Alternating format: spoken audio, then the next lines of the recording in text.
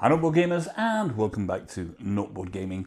I'm your host, I'm Mark. Now this video I'm going to try and start once a month at the end of the month to kind of talk about the games I've played in the previous month or so, some channel updates, a little bit of discussion about kind of what's happening in the board game industry and with content creators, etc.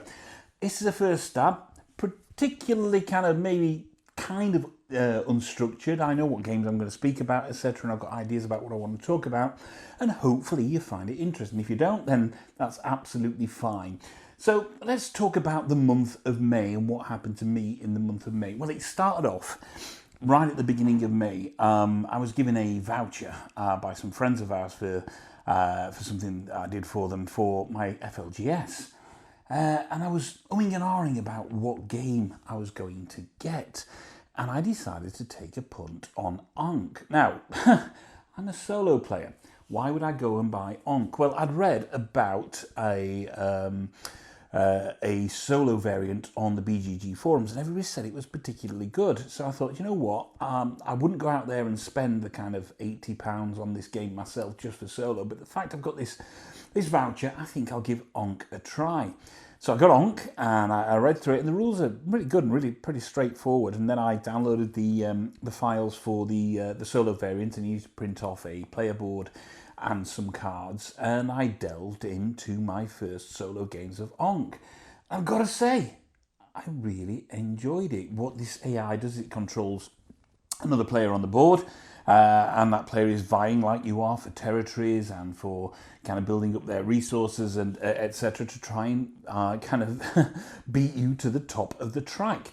And it works very, very well. Now, the rules are okay. You have to kind of make some assumptions and keep playing it a few times to get to grips with it. But I must admit, I think I've played Ankh Solo maybe about 9 or 10 times now. And you can kind of adjust the challenge for you as well. Now, the great thing about the AI variant that's been made is you can also use it in a two-player game as well, and there are rules for kind of doing the merge. Of course, you don't do the merge in the solo player or the two-player game, but if you introduce the AI into a two-player game, you get 3 players, and therefore you get to do the merge. And it also works with the Pharaoh expansion.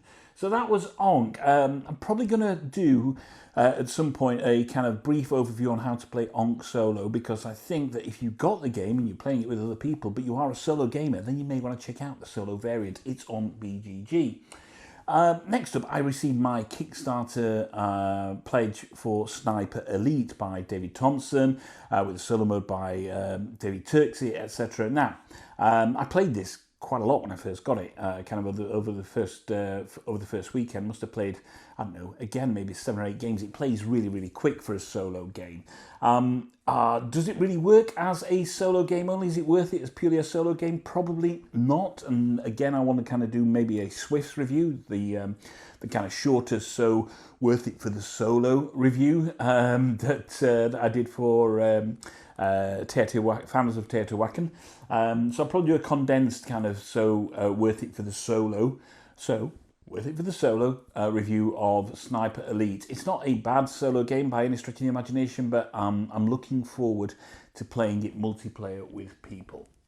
Then I got a couple of preview copies in. I've still got to make the videos for this, so probably after I've done this video, I've got one to do on a game called The Gig. It's a roll and write game, music, jazz-based roll and write. You play kind of in a band and you're filling songs out, etc., or filling criteria of certain songs. And yeah, I'm kind of enjoying that. Now that's hit Kickstarter today, and I'm a little bit late in getting the video, and I'll come on to that in a second about why I'm a little bit late and a little bit behind with videos. But I also received a preview copy of The Comic Book Bubble by Scott Arms. I can't remember when this hits Kickstarter, so I've got to do a video for that in the next few days as well. And it's a kind of comic book collecting kind of game, etc. I must admit, I don't know massive amounts of it yet because I haven't really read the rules. I've just seen the components. So look out for that coming through as a preview. But again, I've got a couple of previews stacked up here. I also received 2 games. One of them is just being issued to backers now, and that's the Omicron Protocol, which is a unfortunately titled name. It's about a virus that hits the Earth. It was obviously kickstarted before coronavirus, and therefore the Omicron variant hit. And also Lunar Rush, which from the same publisher, which hits Kickstarter a little bit later this year. And Lunar Rush is a a kind of Euro-style resource management, pick up and deliver game, really fast-paced game. I played it online with the designer, and the designer is a guy called Stephen Brown. Now, you might recognise the name Brown from certain places because he's got a brother called William Brown. And William Brown, you will know as Will Brown from The Hungry Gamer. So it's Will's brother Stephen who's created this game. I played it online on TTS with Will, with Stephen, and with Don Gilstrap, and had a bloody good time. So they were kind enough to send me over a preview copy. Hits Kickstarter, I say, a little bit later in the year. And I will be doing the preview video for that in the next week. In fact, I've got that kind of planned for, I think, tomorrow night. But I've got to get it in before tomorrow night, because after tomorrow night, I'm going to be a little bit busy for the next few days. You see, starting on Thursday, for those of us going to the press preview, is the UK Games Expo. So the UK Games Expo is kind of the UK's largest board gaming exhibition, conference, as you will. And it takes place at the Birmingham NEC. It was kind of late last year. It wasn't on the year before, obviously, because of COVID. It was on, I think, August last year, and now it's kind of in the middle of the year time this year down at Birmingham. So I'm going down on Thursday. I'm going to go to the press event, which is to speak to publishers about some of the games they're going to be showing, and then I'm going to be there until the Sunday, and I'm going to meet up with other kind of content creators, people like Mark Monk from Ninja Geek Games, check out his channel, Johnny Williams from Hexy Beast, check out his channel, Paul Grogan, of course, will be there from Gaming Rules. Make sure you check out Paul's channel, and a whole host of other people. And it's going to be great. I'm going to get to meet with kind of publishers I've spoken to in the past, particularly really interested in speaking to Paul and James from Stone Sword Games. These are the guys behind Senjutsu. They've got Hogs of War, which is just about to be delivered to backers as well, and they've got some new games coming up like Daimyo as well, and some other stuff. And I got on very well with Paul and James, so I'm really looking forward to catching up with them. It's been too long since I've spoken to them.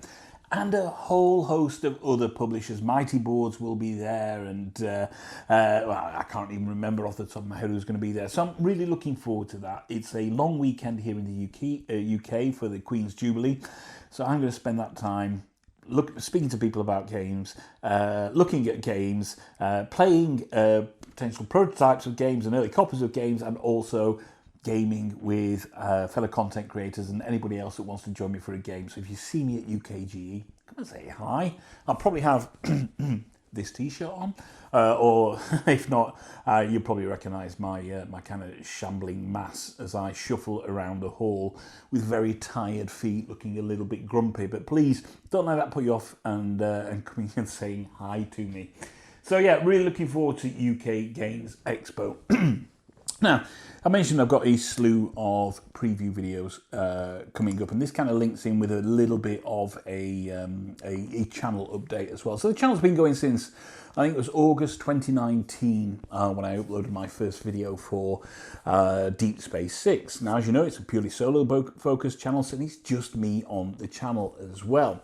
And life, I must admit, has been pretty bloody hectic recently. I work, I'm a business development director for an energy consultancy, specifically in the decarbonisation and net zero space. And as you can imagine, with the energy crisis that's going on, my working day has just been massively extended. I'm kind of, hitting the laptop at 7 o'clock in the morning, working through to 6, 7 o'clock at night, trying to then kind of go to the gym, trying to spend time with my family, trying to play games I want to play for me. I've had a slew of Kickstarters arrive, etc. And that's interfered a little bit, well, quite considerably, with content creation. You may have noticed a little bit of slowdown in the channel recently, because it's just getting difficult to find time for it. I'm becoming a little bit busy by everything else. Now, I'm not going to stop the channel. That's not my aim or intent.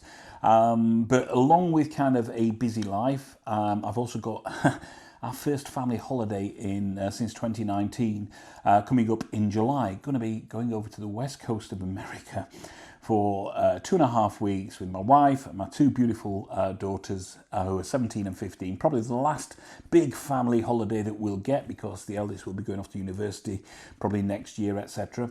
And really looking forward to going back over to the West Coast. I've been there a few times, going to Los Angeles, going down into, spend some time at the Grand Canyon and up through Death Valley. Then I'm going to spend a bit of time with Will Brown from The Hungry Gamer. Going to go and see Will up near in San Jose, and go to San Francisco and then loop back down there. So I've got that coming up, and I think what I'm going to do is use that time, because I'm going to be away for kind of 2.5 weeks, is to kind of be the catalyst. Maybe just a couple of months when I just pull back a little bit. I've tried to keep my content fairly consistent throughout the life of the channel. Try to publish something once every 10 to 14 days. Sometimes it's quicker than that, or more frequently than that. Sometimes a little bit longer than that. But for life pressures, life reasons, the fact that everything is so busy at the moment, and for the fact that it's been an interesting kind of couple of months in the world of board games. We've been hit by lots of things as board game consumers, things like price rises, and we've seen, everybody kind of getting hit over the head from CMON for their Marvel Zombicides, etc., and some of the Kickstarter prices. We've seen some fairly major Kickstarters actually kind of also get cancelled as well. So you have things like Anunnaki, and you have the expansion, the second iteration of Youthia Torment of Resurrection, and the expansions for that. And I think we're hitting a part now. I'm not saying it's saturation. That's not at all. There's always room for more board games, but I think combined with kind of manufacturing woes, with rising energy costs, with shipping costs as well, it's created a weird kind of environment over the last couple of months in board gaming. And this started to kind of pervade and percolate into wider issues as well. So what you will have also, or may have also seen recently, is kind of some fallings out within kind of the industry as well. So you will see, you may well have seen the fallout between Chris from Liege of Games and the guys over at Board Game Revolution. That became quite public and quite heated there, and I'll let you draw your own conclusions as to how you feel about that. I'm not here to kind of pass judgment on that. I can empathise and sympathise with both sides on this, but that created this almost like a pot shot, first of all against the guys that run board game forums. And the guys over at Board Game Revolution, any other forum that you've got, it is a difficult job. I don't envy them that at all. But so there was pot shots there, and then conversely, that's kind of leaked out into a bit of a free-for-all against content creators as well. So we've seen, videos coming out like, review or preview. For me, I call the games that I get through as preview copies that are going on to Kickstarter. It's preview. It's a marketing piece, if you like. And then the games that I review, be they the ones that I buy or the ones that are sent to me by publishers, they're my opinion pieces, and I will call them a review. Now, you can make your own minds up as to what they are and how you perceive them. And a lot of people still get reviews and previews mixed up, and that's absolutely fine. I'm just trusting people are pretty much smart enough to do that. But along with that, there's come this kind of recent discussions on content creators and integrity, and on truth, and on negative reviews good for the industry, which of course they are. And how people want to hear more negative reviews. And there's also a perception as well that content creators get paid, you get paid for reviews. And I'm not aware of any channel that gets paid for reviews. Now, preview work, marketing work, doing specials and all that kind of stuff, and sponsorship, that is payment. But actual direct payment for reviews, as in, money changing hands, I'm not aware of that. Yes, of course, sometimes there are free copies of games coming across, but a game doesn't pay your mortgage. Yes, you could potentially sell it on and make a little bit of cash from it, but it should be absolutely disclosed in the video that it is a review copy as well. I think everybody has to be upfront about that. But in terms of content creators kind of being shills, and that seems to be a word that's thrown out at the moment, content creators being shills for the industry. I think, if you look at, for publishers, if you look at preview pieces, they are marketing pieces. Some content creators charge for that. I've never charged anybody for anything, but some do, and I've got no problem with that, charging for previews, these marketing pieces for kind of Kickstarter campaigns, etc., or how to plays. You know, there's a lot of time. We devote a lot of time into getting a preview copy through with, you know, not final production components, rule books that are sometimes kind of Google Docs that are still in states of flux, etc. No real way of kind of, there's no how to play videos out there, so we work through that, we spend time, we get to grips with the game so we can give you the kind of our opinions on that. And with reviews, you know, they come through, the review copies come through, and, you know, sometimes we pass them on. Certainly with preview copies, generally they're passed on. And a lot of time with review copies, we are also asked to pass them on as well. Now, content creators, most of us do it for free. I know, it's a free service that we provide to so that, you know, you the consumer can get as many opinions on it as you want. You may not like our style of content. You may not like how we present. You may not like that, you know, some people focus only on positives, and that's absolutely fine. There's no problem with that whatsoever, but we're seeing a lot of kind of pointed fingers and some real personal attacks. I've been subject to a personal attack on an unboxing video, believe it or not. So I've deleted the comment from YouTube now, but a guy told me I shouldn't speak on board games because I don't know what I'm talking about on an unboxing video. I mean, how do you get upset at an unboxing video?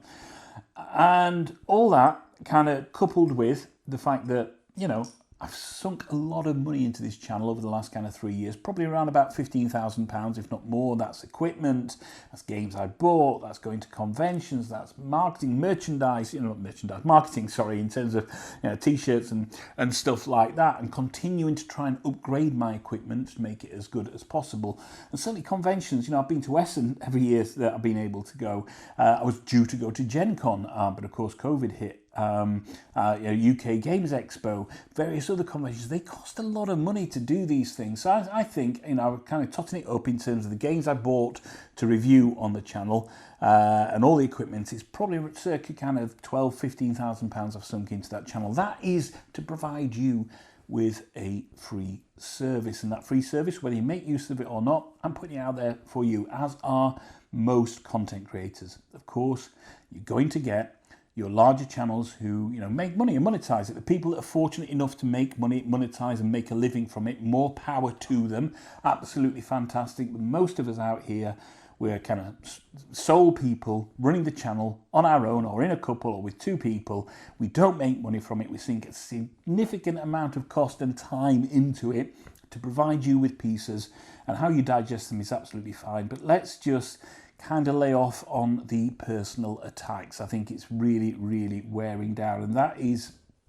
kind of part of the reason, combined with work, life, etc., that I think come July I just need to just step back from content creation for a couple of months. I'll probably release a couple of videos in that time, but there'll be videos that I want to release. I'm tired, guys. I am genuinely tired, and I got a slew of games that I bought that I want to play and I want to enjoy, and some family time, much needed family time. And you know, I'm not the only one that's tired. I speak to other content creators, and burnout for us is real. So, you know, I'm not asking for that we get any special treatment. What I'm saying is just step back a little bit. Try not to overanalyze what we do too much. If you don't like somebody's particular style, then that's fine. Just don't watch them. But also on the flip side of that, the only way that you're going to get truly divergent opinions in the board gaming arena from content creators is by supporting some of the smaller channels. It is going to be by looking for different opinions. It's great that you rely on your dice towers, your shut up and sit downs, your no pun intended,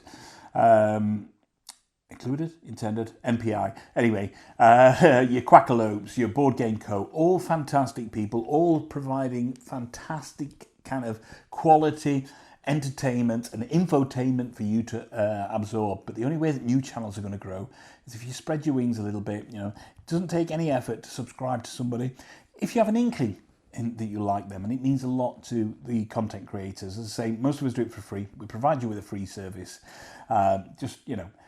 Just remember that we're all human behind the camera. Okay, that's kind of the background to just some of my thoughts on what's happened in the industry, my personal state at the moment. Not board gaming is continuing, don't get me wrong, that is absolutely continuing, but I think over the kind of mid to late summer period, you just see less content from me, and certainly you'll see none at all. Well, I'm enjoying a much-needed family holiday. Okay, so back to some of the games that I played in May. Now, I've not played it as it's come through yet, but I was really, really honoured.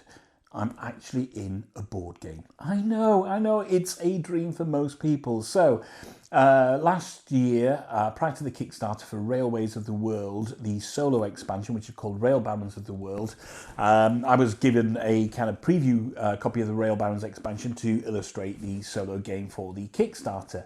And then Randall, the wonderful Randall Lloyd, and if you've had any interactions with Randall, you know he's one of the most generous people, not just to content creators, but to people in general. You'll see him on the forums. People say, "Oh, I haven't got such and so game," and he'll send them a copy of the game. He's just an utterly fantastic, wonderful human being. Anyway, Randall works for Eagle Griffin Games, and he asked me if I wanted to be on a card in Rail Barons of the World. So I'm now in a board game along with other people such as Jeremy Howard, the wonderful Jeremy Howard, the Funk Houses, etc. Some of the designers like John Albertson, like Benjamin Krantz, like David Turksey, etc. They're also in the game as well. So that was like a real highlight for me this month, the fact that, you know, I'm now in a board game. I can almost die happy. I'm not going to die, I don't think. Well, not yet. So that was a really good thing for me. I also received a review copy of Gutenberg from Portal Games. Now, I'm looking forward to Gutenberg. It's the printing press game, some wonderful components in there.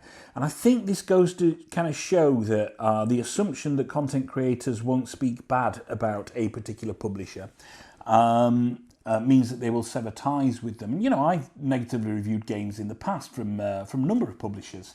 And for Portal Games, one of their games last year, I tore it a new one, and that was Dune House Secrets. I detested it. I thought it was an utter shambles.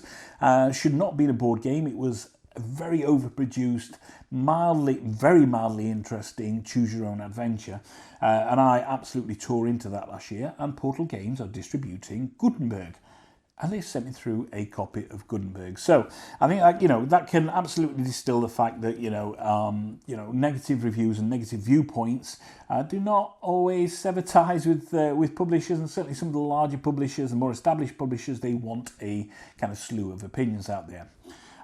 So yeah, Gutenberg, not managed to play it yet. I've read through the rules. Looks really straightforward to play in terms of the solo that's in there, and it looks interesting. So I'm kind of looking forward to being able to spend some time with Gutenberg. Then the last three huge Kickstarters that have arrived. And these are kind of three Kickstarters. Well, two of them are huge, and one of them was not so big, but one I've waited for a long time.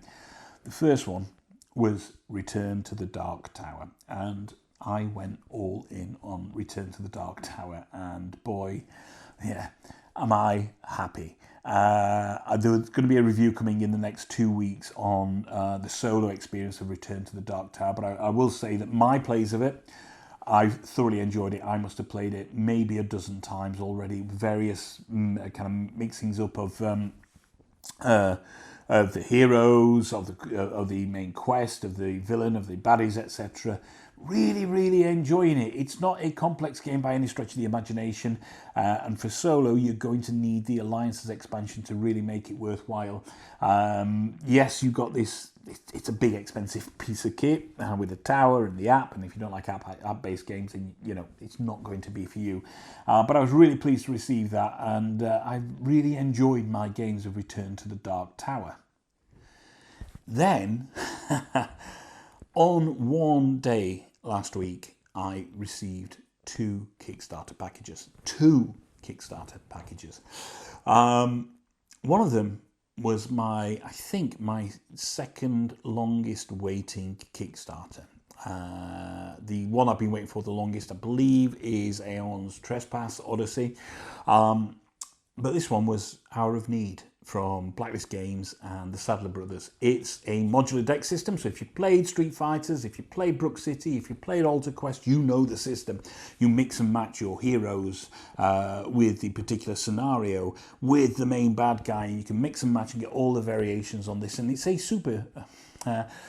superhero game, although we're not allowed to use the term superhero, I think. So it's a super-powered heroes game. Obviously, kind of fairly non-IP related, but, you know, they look really, really good.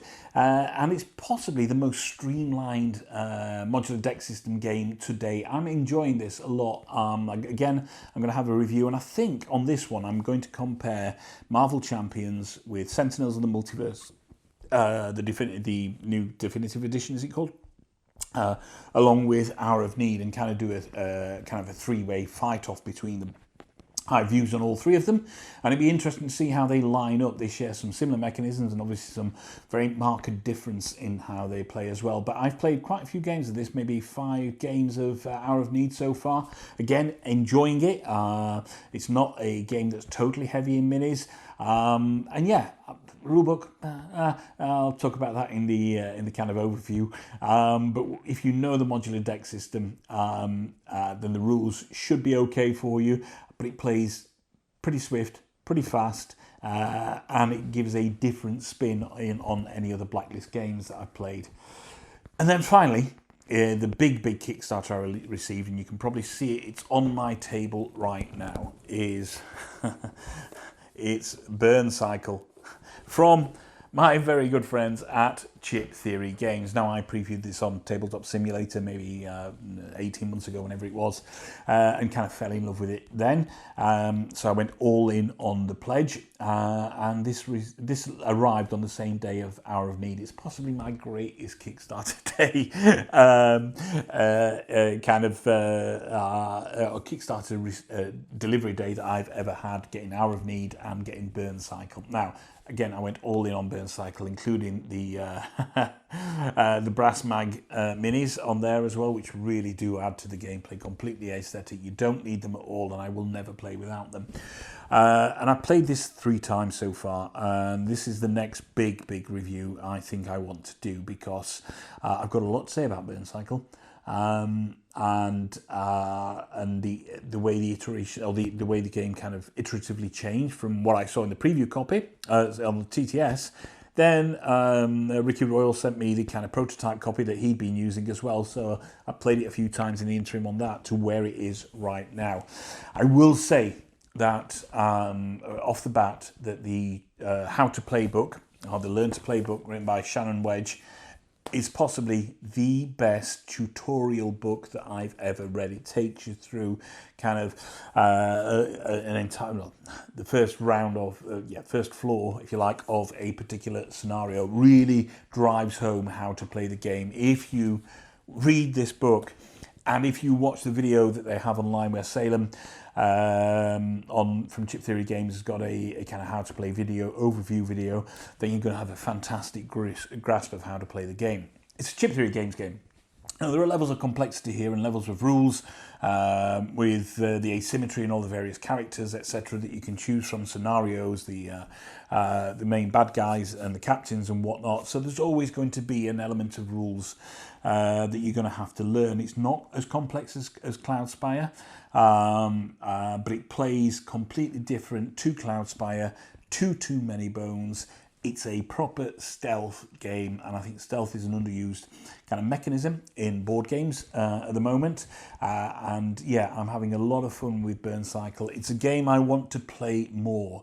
And I think that comes back to what I'm saying about just taking a break from the channel, is I need to just find the games I want to play more and allow myself some time to play those games. So that's kind of what I've played in May. Now, I know there's people out there that will play many more games than I have played in May, but that's, you know, that's absolutely fine.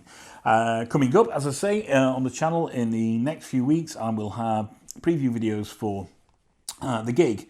I'll have preview videos for the comic book Bubble. I will have a preview video for Lunar Rush.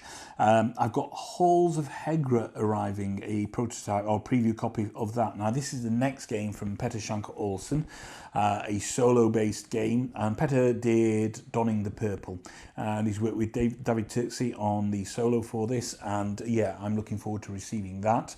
I've also got a very, very big early production, an early production copy of a very, very big and much anticipated game coming just before I go on holiday. So I'm hoping I get that arrives in time for me to be able to show you what's in the box and do an early review on that game. So stay tuned to the channel for that as well.